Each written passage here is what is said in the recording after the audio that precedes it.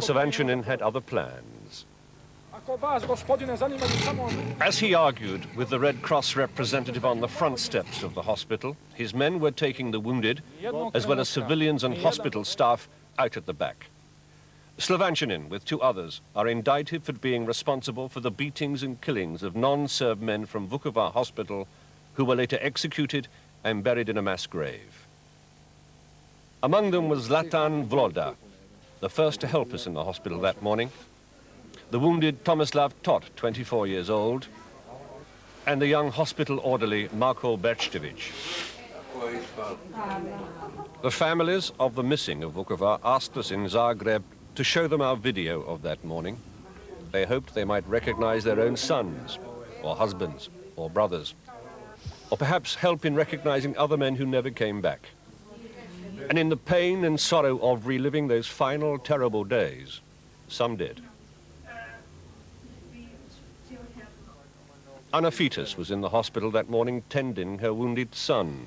Slivanchanin was standing at the door, calling out names. When I looked again, my son had gone. Slivanchanin said he'd been taken off for interrogation. I never saw him again.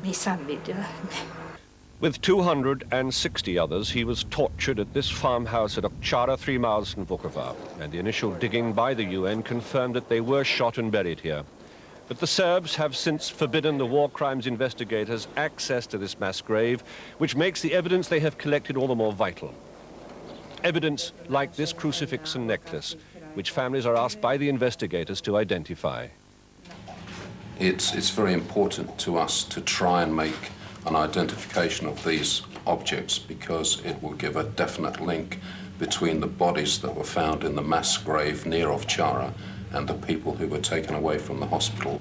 A key prosecution witness is Zhenko Novak. On the way to the place of execution, he escaped.